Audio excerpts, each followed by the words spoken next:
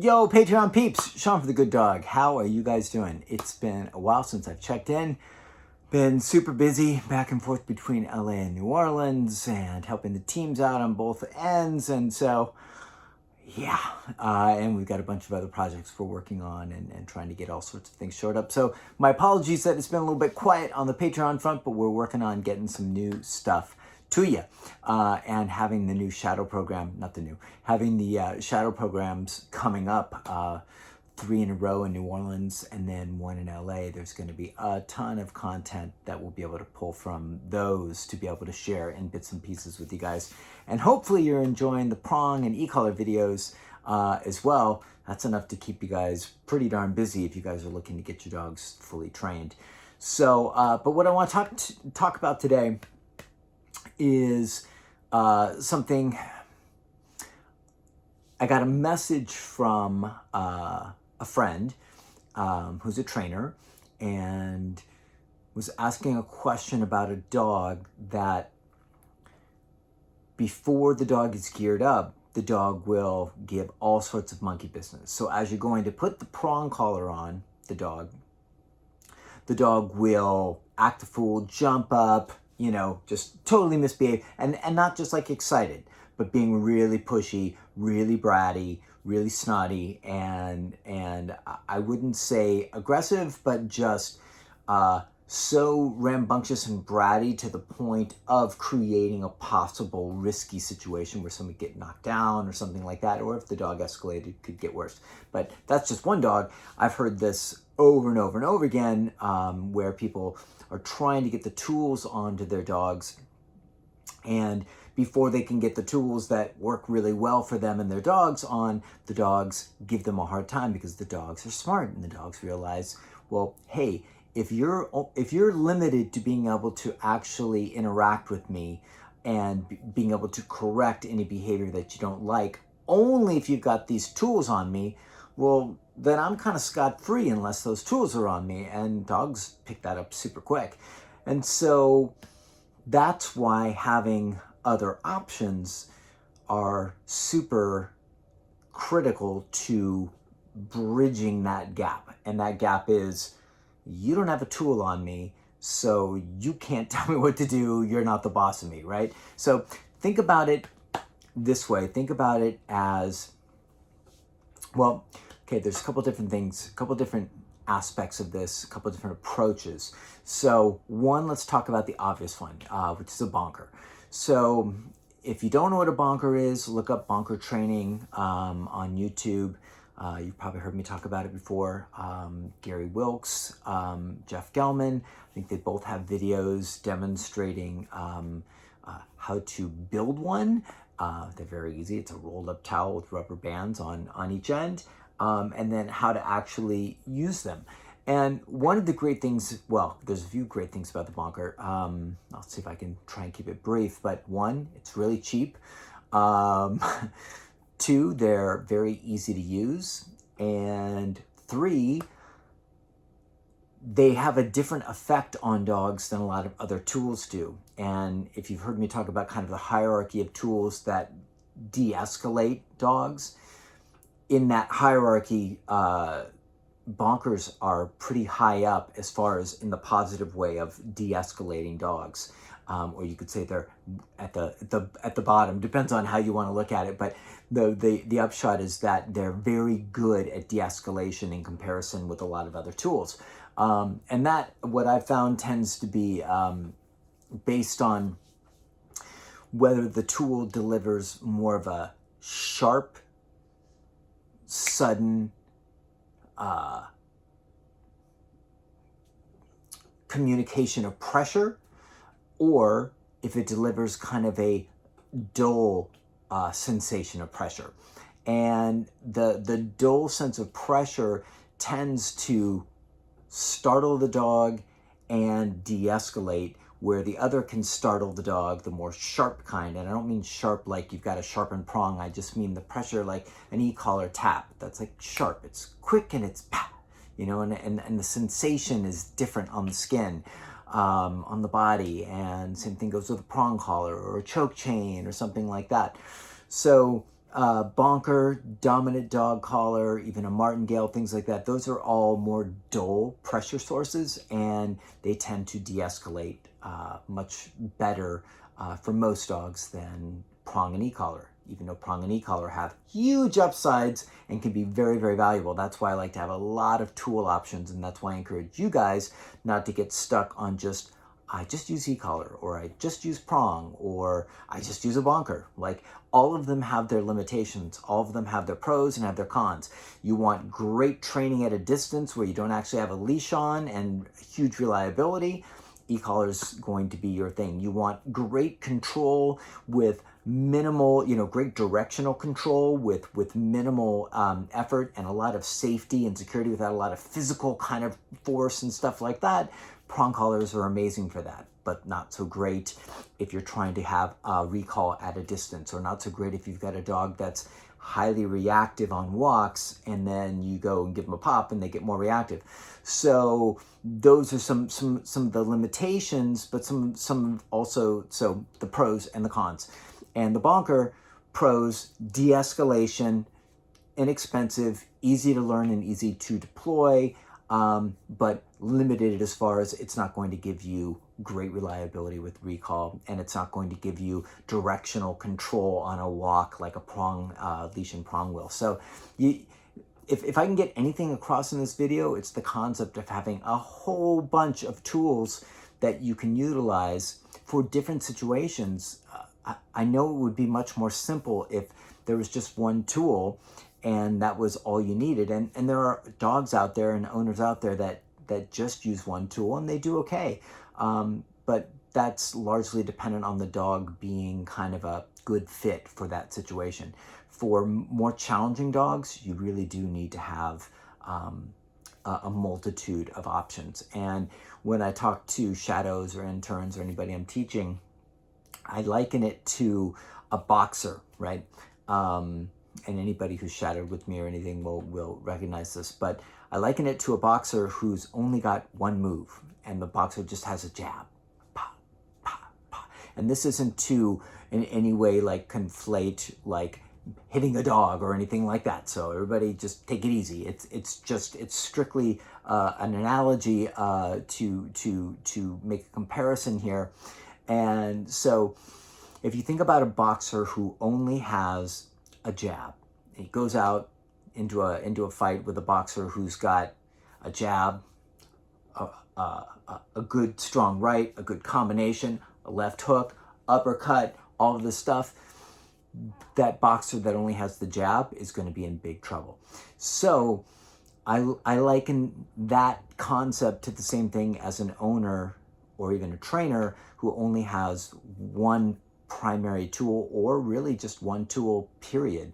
And that's all they use. And then when the tool doesn't work in certain situations, they don't really have any other options. So I prefer to have a ton of options, and I will use them at will depending on what I think is going to be best for the dog. So that all said, when we're talking about the pros and the cons of the different tools, the cons of an e-collar is if it's not on, and if your dog's coming out of the crate or something like that, or you're starting your day and you don't have the tool on, and your dog is collar-wise, which I'm yet to see a dog that hasn't been able to figure that out. Now, people can argue and say, well, my dog isn't collar-wise, my dog still behaves and still does what it should do. Sure, you can use motivation and all sorts of things like that. It really depends on the dog's personality. And if the dog's got a strong enough, willful enough, pushy enough personality to push back against your stuff, then it doesn't matter. All the motivation, all of the relationship, all the stuff in the world won't matter if the dog says, I really want to do this thing and you don't have the tools on me to stop me. So some people could assert that that's just poor dog training. I assert that it's just reality with certain dogs, with a lot of dogs. So if you don't have the e-collar on, you're kind of out of luck. If you don't have the prong collar on, you're kind of out of luck. And so dogs are not going to be wearing a prong collar all the time. And dogs are not going to be wearing an e-collar all the time. Their necks need to rest, right? So you don't want pressure sores from an e-collar, and you don't want a dog wearing a prong collar and being in a crate because it can get caught and all that stuff. So it's just not practical. But What can you do when you have to deal with a dog that knows that you don't have the tools on and is taking advantage of it and taking advantage of you and hard timing you because you don't have the ability to share a consequence that they value in the moment when they don't have these the good tools on. So that's when having a bonker can be an amazing tool. And the person asking this question was that going back to the beginning of the video, the person asking the question was sending me videos of going in to work with dogs, and this one dog in particular was just like manhandling her and giving her a super hard time because it knew, it was like, you don't have that tool on me yet. So and then as soon as the prong was on, the dog was cool and the dog was like, yeah, we're good to go. But the dog was super hard timing her. So my recommendation was use a bonker, go in, and the moment you see the tiniest bit of escalation, and I don't mean the dog's barking, jumping, spinning around, I mean the moment you see the smallest emanation of an escalation, no, bang, bonker, boom. The dog goes, whoa, you can actually correct me without having any of the tools on, and it's a game changer. And I'm sure a lot of you watching this already know that, and then I'm sure a lot of you watching this are like, whoa, that makes a ton of sense, right? It's like dogs are smart. They realize the tools aren't on. They realize they can do other things. It's like I always talk about, why do you drive differently with a policeman behind you? And why do you drive differently when the policeman pulls off the freeway? It's the same concept. So what if the police put a little mechanism in your car that always, not regulated, but always observed your speed, and then just issued you tickets? That sounds like hell on earth, but just issued you tickets anytime you sped up, and they didn't have to, or broke the speed limit, and you didn't, they didn't even have to be near. So that, like I said, would be hell on earth for people that like to speed. And then for a dog, basically, you're not trying to make it hell on earth. What you're trying to do is you're trying to have a well-behaved dog, even without the tools on. So kind of like, I'm trying to connect some dots and help you guys see how this all works. So anyways, the recommendation was use the bonker as the bridge until you get the other tools on, right? And that's not like, oh, we have to create this entire framework because we haven't done any training with the dog and the dog doesn't understand the commands. No, it's not about the dog not knowing what's expected. It's about the dog choosing to do otherwise. Even with all sorts of rewards involved and things like that, you still have a dog who's got their personality and their drives and their own their demeanor and their own sense of what's rewarding and what's worth taking, risks for, of consequences. And so using a bonker to be able to bridge that space between where the dog is like, yeah, I know what you want from me, but I'm not going to do it. And then, whoom, bonker, oh man, I guess before the e-collar goes on or the prong goes on, I guess you can correct me. I guess I'll give you my best stuff. I guess I'll drive really nice because the cop is behind me, right? Which is basically what we're talking about doing, having the ability to issue or share consequences at any time. Now, you can also do stuff like spatial pressure. You can also do stuff like moving into a dog, using a knee, and, a dog that's going to jump on you and like manhandle you and be, scratch you up and do stuff like that. People get caught up in this thing of like, well, dogs are allowed to jump on us and scratch us and mouth us and maybe tear our clothes, but we just have to be completely hands off, and we have to make sure that there's nothing done to them that might make them feel uncomfortable, even though they're making you terribly uncomfortable. So I've never understood that. For me, it's a very simple proposition. If a dog is going to jump up and be pushy, bratty, disrespectful, or just out of control and start doing any kind of damage or creating discomfort for me, I'm going to share that back and let the dog know we don't do that, right? So if I don't have tools on me, I'm going to come in with a knee and I'm going to be like, are you out of your mind? Like, no, you don't do that with a dog that's got a bite history or something like that. But for your typical dog that's just rambunctious and bratty and giving you a hard time, coming in with some physical stuff can have a huge effect. I'm sure you guys have seen, like, I don't recommend this for folks because it's dangerous, but it's another kind of concept like this, which is like, if you've ever watched old episodes of Caesar, you've seen him do like hand corrections. Well, that way he always had a tool on him. Now, he could also get himself bitten that way, and so I don't recommend that you do that. But it's still the same concept. He didn't know about or didn't, use bonkers. And so he was doing something very primal and very personal, which is also another piece of why this is impactful. I'm really covering a lot of ground here. Whereas an e-collar is very neutral, and that has a lot of pros, but it also has cons because it's very neutral. It's not, hey, this person is doing this thing and sharing this consequence. Even if the dog knows it's coming from you, it's not the same thing as a bonker. Bonk, and the dog's like, whoa, or a knee, and the dog's like, whoa, or a hand correction if you were Caesar, or a foot tap if you were Caesar. And foot taps are things that I will definitely use, and I will use them sparingly, and I will use them strategically, whether I'm on a walk and I need to give a dog like just a light tap to the chest because they're a little bit over aroused and they're pulling against, they've got a prong and e-collar on, and I'm doing e-collar heel, and they're doing great, and they know what the commands are, but they're just a little bit too revved up and excited.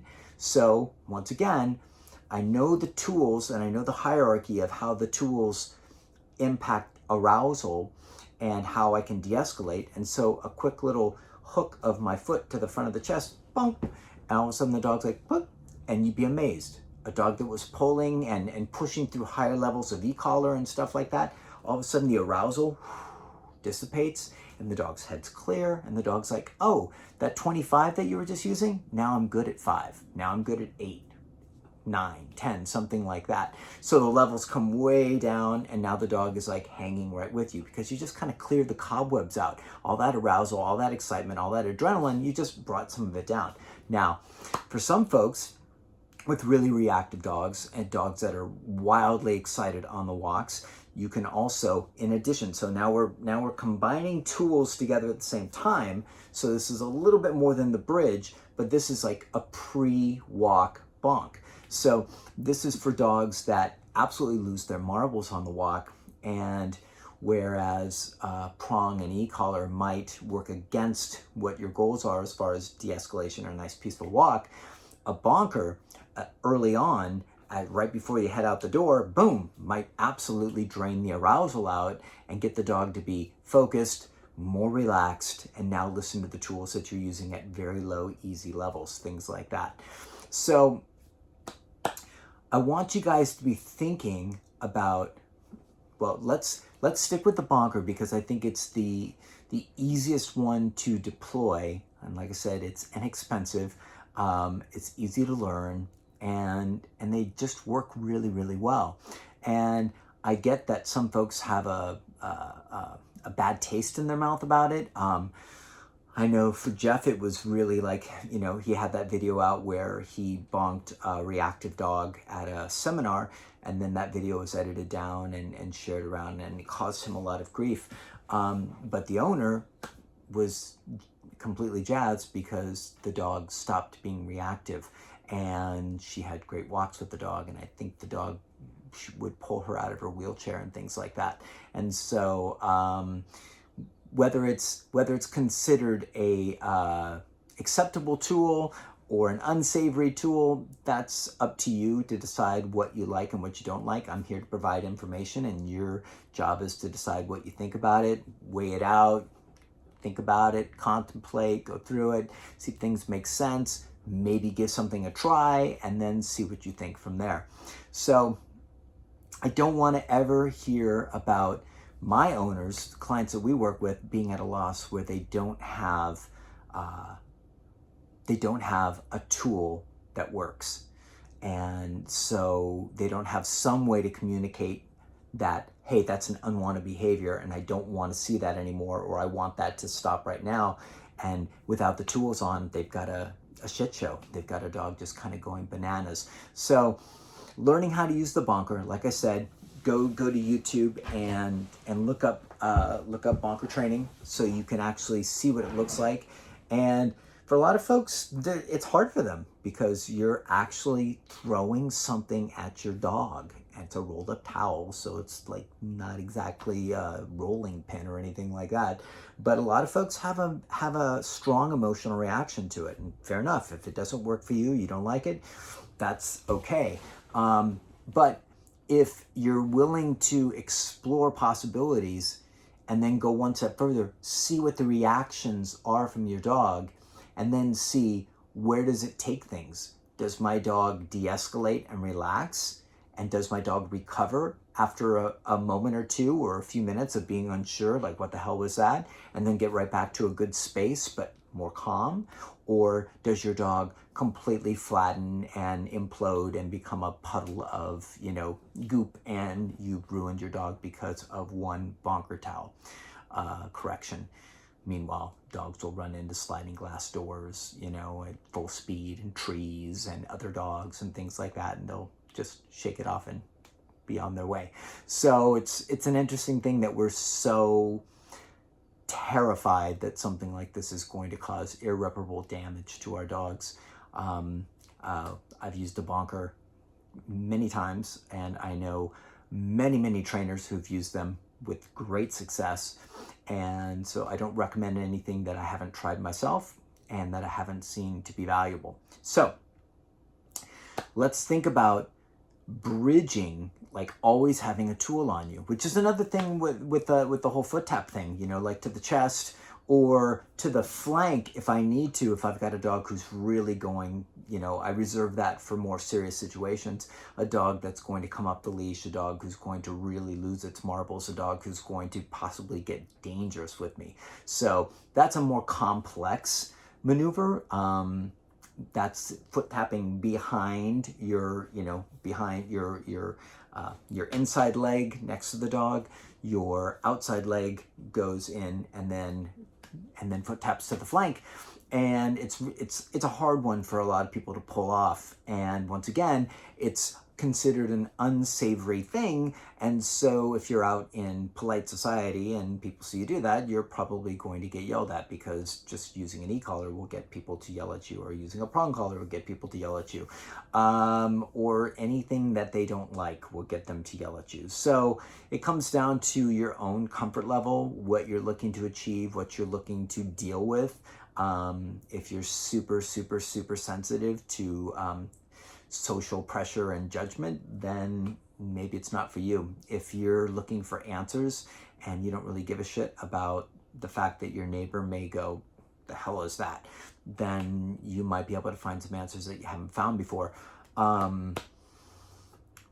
That said, I'd also recommend that you're highly conscious, smart about deploying any of these things in public, right? And now that sounds like I'm recommending that you do this top secret stuff because it's bad, and that I feel somehow dark and dirty about it, and so it's like you got to do it, under the cover of darkness or secrecy. No, it's just, it happens to be the current state of dog training, the current state of dog ownership. That just happens to be where it is. And so we're at a point where people aren't able to show any kind of correction or any kind of real consequence or anything like that with dogs without, people getting pitchforks and a torch and coming after you. So I'm not ashamed or embarrassed or trying to hide any of these things. I just know that the realities of, if you walk around with a bonker out on a walk, your chances of getting, and you use it, your chances of having a neighbor not understand at all what it is, they're going to be exceptionally high, those chances. Now, for dogs that are super reactive and the prong and e-collar don't work fantastically for them on their own initially, I might do a pre-walk bonk and then carry the bonker under my arm as I walk the dog. And then just having it present with me, not even having to use it, but just having it present with me will oftentimes help the dog stay in a good space. And then you can get rid of that, and then you just are using the prong and e-collar. And that might sound weird, but there's a lot of times where if you're a smart trainer or a smart owner, you're leveraging different moments, different tools at different moments to be able to get to a different space. So we may leverage a whole bunch of tools and kind of in a what's a seeming mishmash of application, which isn't a mishmash at all, but it's really like it's the boxer with all sorts of moves. I'm gonna try this, I'm gonna try this, I'm gonna try this, I'm gonna try this, I'm gonna watch for reaction, okay, that worked great, didn't work so well, but that right there, the dog really responded well to that. And then you've got all of these different tools that you can use to get the best out of the situation that you're trying to deal with training your dog. And then, like I said, so it's not a mishmash, it's actually a very calculated, okay, I've got 5, 6, 10 different things that I know work really well. Let me use my experience to apply them in situations that I think will be valuable, and then get the feedback from the dog. Was that a valuable interaction? Was that a good approach? Did that work for the dog? And then I will learn the dog, and I will learn what corrections work for what, and then move away from them and start moving towards a more simplistic 1 or 2 tools if we can get to that point, which we usually can, because I don't want owners having to use a ton of tools to try and be successful. But my point is, you can use a bunch of different things. You can be that boxer with a bunch of different moves, and then once the other boxer's like, hey man, you got a bunch of moves, like, we don't need to brawl. Cool, let's just walk. Great. And I can give you a little reminder with the e-collar now, because we've set the tone. You understand what, how consequences work. You understand that I'm capable of sharing a multitude of different consequences in different contexts and things like that. And you're the dog. You're like, I'm cool. Let's just go. Let's go have a nice walk.